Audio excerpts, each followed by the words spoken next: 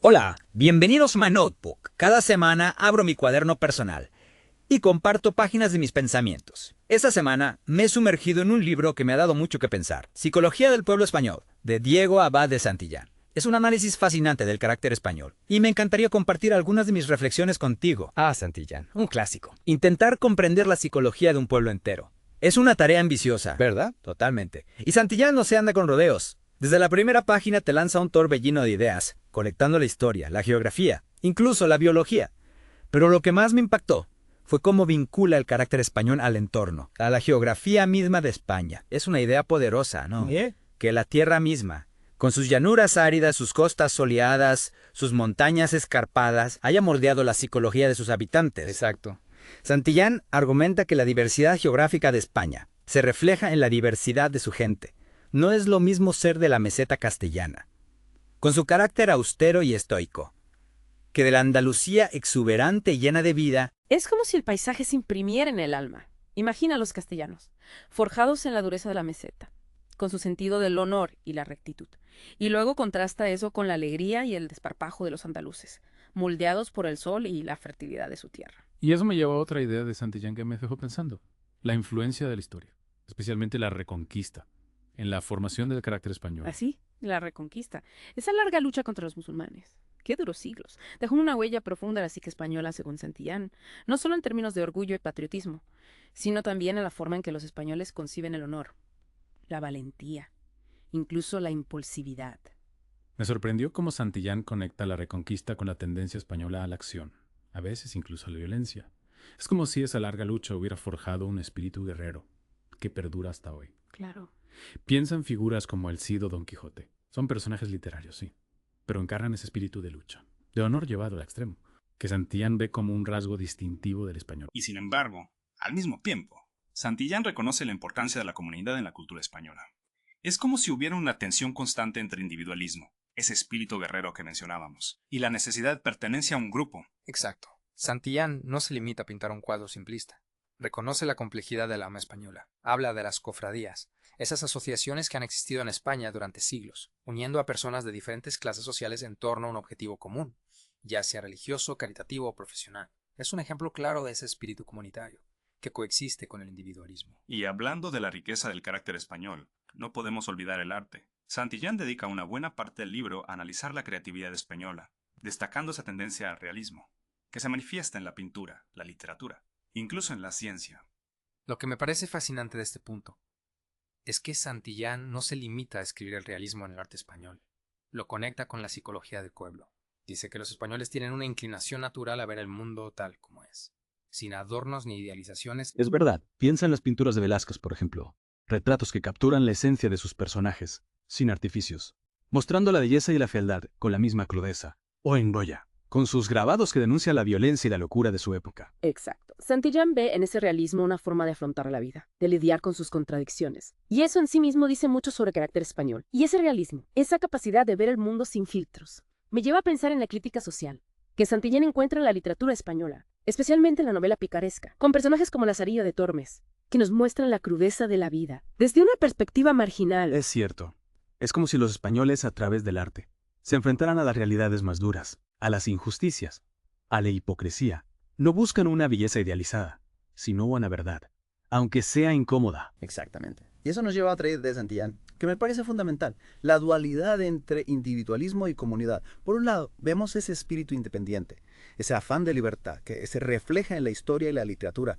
Pero por otro lado, existe un fuerte sentido de pertenencia a un grupo, a una tradición, a una tierra. Es una paradoja, ¿no? Esa tensión constante entre el yo y el nosotros. Precisamente. Y Santillán argumenta que esa dualidad es una de las claves para comprender la psicología del pueblo español.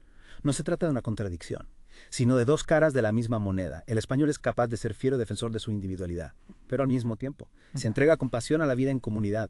Eso me hace pensar en las fiestas populares, en las romerías, en las ferias. Eventos donde el individuo se funde con la masa, donde la alegría y el dolor se comparten con la misma intensidad. Exacto. Son ejemplos perfectos de cómo el español vive esa dualidad, y Santillán lo relaciona con otro concepto interesante, la cofradía. La cofradía. ¿Te refieres a esas asociaciones religiosas o profesionales que existen en España desde hace siglos? Exactamente.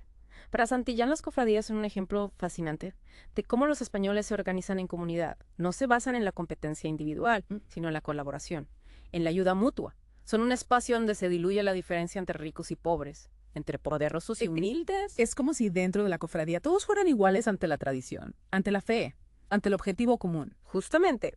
Y eso nos habla de otro aspecto importante del carácter español, la religiosidad. Santillán dedica un capítulo entero a analizar la religiosidad del pueblo español, y lo hace con una mirada crítica, pero a la vez comprensiva. Me llamó la atención cómo Santillán diferencia entre la religión institucionalizada, con sus dogmas y rituales, y la religiosidad popular, que es más espontánea, más emocional. Es una distinción muy importante. Santillán argumenta que la religiosidad popular española no se basa tanto en la obediencia a la autoridad, sino en una experiencia personal, en una búsqueda de conexión con lo divino. Es como si la fe para el español no fuera solo un conjunto de creencias, sino una forma de vivir, de sentir, de relacionarse con el mundo. Exactamente. Y eso se refleja en las manifestaciones artísticas, en las procesiones, las romerías, donde la fe se expresa con una intensidad, una pasión, que a veces puede resultar desconcertante para el observador extranjero. Es cierto, a veces parece que los españoles viven la religión como un drama, como una obra de teatro, donde se mezclan el dolor, la alegría, el fervor, la penitencia. Y Santillán lo conecta con esa tendencia al realismo que mencionábamos antes. El español no rehúye el dolor, no busca una espiritualidad etérea, sino que se enfrenta a la crudeza de la vida, a la finitud humana, con una mezcla de resignación y esperanza. Es una visión fascinante, que nos invita a reflexionar sobre la complejidad del alma española, sobre esa mezcla de pasión, realismo y fe, que la hace tan singular. Sin duda. Y creo que Santillán, a pesar de haber escrito este libro hace más de un siglo, nos ofrece claves para comprender no solo al español de ayer, sino también al de hoy. Y hablando del español de hoy, ¿cómo encajan las ideas de Santillán en el mundo actual? Después de todo, España ha cambiado mucho en el último siglo. Es cierto, pero creo que la esencia del carácter español, tal como la describe Santillán, sigue estando presente. Quizás se manifiesta de formas diferentes, adaptadas a los tiempos modernos. ¿Te refieres a esa dualidad entre individualismo y comunidad? Exactamente.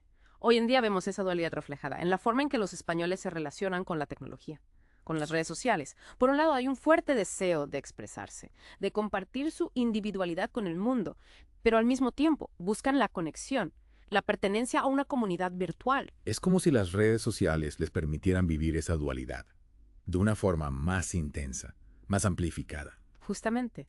Y eso nos lleva a otro punto interesante que Santillán menciona, la importancia del trabajo en la psicología del pueblo español.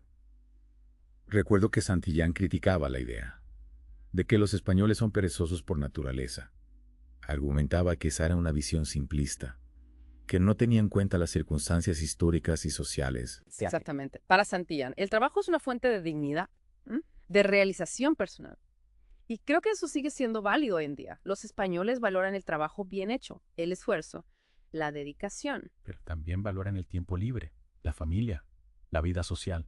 ¿Cómo se concilia eso con la ética del trabajo? Ahí es donde entra en juego esa capacidad de los españoles, para encontrar el equilibrio, para disfrutar a la vida sin renunciar a sus responsabilidades. No se trata de trabajar hasta el agotamiento, sino de encontrar un ritmo que les permita vivir plenamente. Es como si tuvieran una sabiduría innata para saber cuándo trabajar y cuándo descansar, cuándo entregarse a la pasión y cuándo a la serenidad. Y esa sabiduría, creo yo, se nutre de la historia, de la cultura, de la tierra misma.